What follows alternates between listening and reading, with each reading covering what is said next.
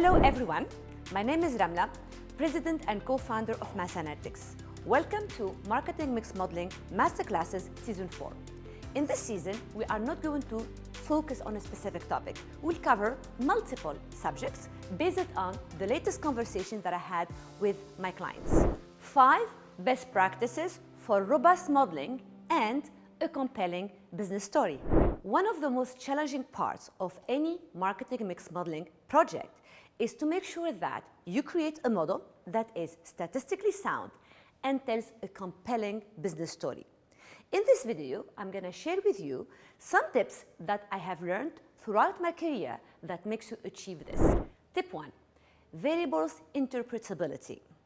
In the data processing phase of the marketing mix modeling project, we create additional variables. We also call this step feature engineering. Now, before you create any additional variable, whether you create it from your raw variables or you create it from scratch, it's very important that you ask yourself the following questions. Why am I creating these variables? What is the expected outcome? What is the shape that I am expecting to have from the variable? These are very important questions to ask yourself before you make any creation, so you are capable of interpreting the results later on. Now, there are different sources that you can use to do this. Your project manager that has more experience running marketing mix modeling projects, the client themselves, where you can ask them questions and test your hypothesis with them, or external research. Let's take a practical example. In the graph you see in the screen, we have graphed the ambassadors' activity. The brand that we worked for is heavily reliant on ambassadors in order to promote their products. Now, when we look closely at the graph, we see that there has been a change in the way ambassadors have been deployed before August 2022 and post-August 2022. Now, when we asked the client, it appeared that the ambassadors that they were using post-August 2022 had a higher reach and were more known than the ones that they used to use prior to August 2022. Now, as an analyst, it becomes really important for you to split the variable into 2, before August 2022, post-August 2022, so you can capture the impact of that change in strategy in your model. That's exactly an illustration on how it is important to have a story behind every single data processing you make to your data. Now, my last tip in this is that you need to make sure that what you are processing is in line with the raw data you have. So my tip here is to always graph the raw variable with its processed version to make sure that nothing is lost to translation. Moving into tip 2, ensuring model robustness. When you are finalizing your model, it's very important that you consider the robustness of your model, meaning that any variable that goes into your model has to have a t-stat of at least 2 or a p-value that is less than 5%. This requirement is particularly important when it comes to model rescoring, model refreshes or updates, and simulation and forecasting. The more we ensure that our model is robust, the more we can ensure that in the future, any forecasting we make, any model refreshes, ensure the continuity and the reliability and the stability of our coefficients. Now, there are times where we can accept that some of our variables are not significant. And that's because whether the agency or the brand want to have a measurement. But in this case, my advice to you is to be completely transparent and report not only on the coefficient, but also on the reliability of the measure. Though the client and the agency know that, yes, we have a measure, but we are not that confident in that measure. Transparency is key in our job. Now, in addition to the t-stat and the p-value, there are other statistics that the analyst needs to consider when assessing the model robustness. We've already covered these in previous articles and videos. Check the link below. Graphing is paramount in marketing mix modeling project, and we have already covered this concept in previous videos.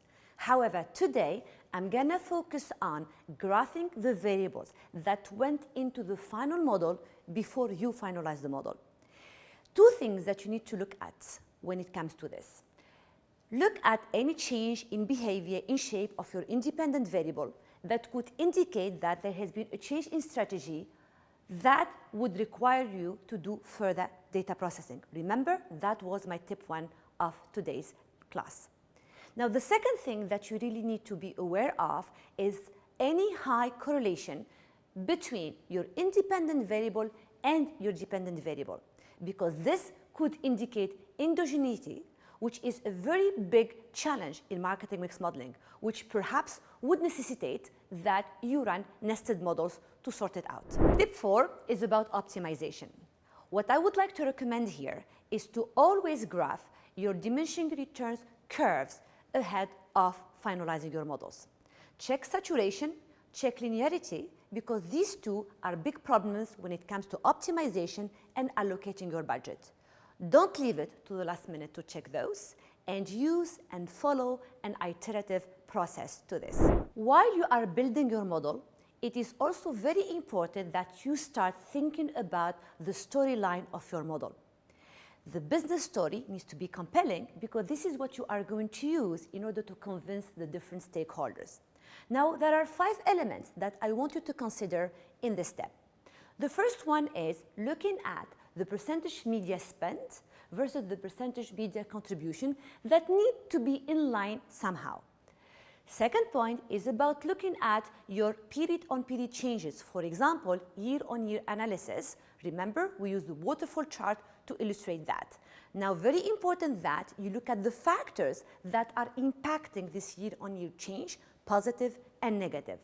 Now, the third element that you need to also look at in order to build your story is the ROI/cost per acquisition CPA. Now, those ROIs need to be in line with any benchmarks that you might have. Also, any increase in ROI or decrease in CPA should be explained to your client, and you need to know the reasons behind that change in ROI or that change in CPA. Now, the fourth part is about integrating into your modeling any ground truth source that you might have. It could be multi-touch attribution, it could be the results of experimentation, it could be priors from other modeling projects. All this is very important to consider before you finalize your model, so whatever you tell is harmonious and tells the same story as what your stakeholders are used to. Now, the last element is about synergy. Make sure that you split that synergy in the right way, meaning that you end up splitting it between the different components with the right weights, so you don't overestimate some of the components and then underestimate the impact of the other components. In summary, before creating any additional feature or additional variable, it is very important that you know what is the hypothesis that you are going to test. That will allow you to check the shape of the variable once processed against its shape on its row, and make sure that you did not make any mistake and you are getting the impact that you are willing to get. Now, when it comes to modeling, there are a few tips that I want really that you focus on. The first one is statistical robustness. Very important to ensure that your t-stats, your p-value are in shape before finalizing your model. The second one is about graphing all your independent variables before the model sign-off. Particularly, you need to look at any correlation between independent variable and dependent variable, because that could signal a problem of endogeneity, which is a big problem in marketing mix modeling that you need to solve. Now, the other thing that you can also look at when graphing your independent variables is to check any change in shape that might require the creation of additional variables in order to make sure that your model is better. The third part here is looking at your diminishing return curves. Look up for the saturation, look at the linearity, because these are big problems when it comes to optimization later on. The last part of your check should be building your compelling business story. If any, this is the most important part of your MMM project. Consider looking at the percentage media contribution versus the percentage media spent. Look at the movement of your ROI and CPA period on period. Look at the movement of your sales and the factors that are causing those through the waterfall chart. Synergy effect, encompassing any information you have from the ground truth, experimentation, MTA, so your story is harmonious with whatever the client is used to see before. And even looking at prior modeling results is also important to encompass in this topic of ground truth. So these are elements that I really invite you to look at before finalizing your model, because that will allow you to have a great story. Thank you.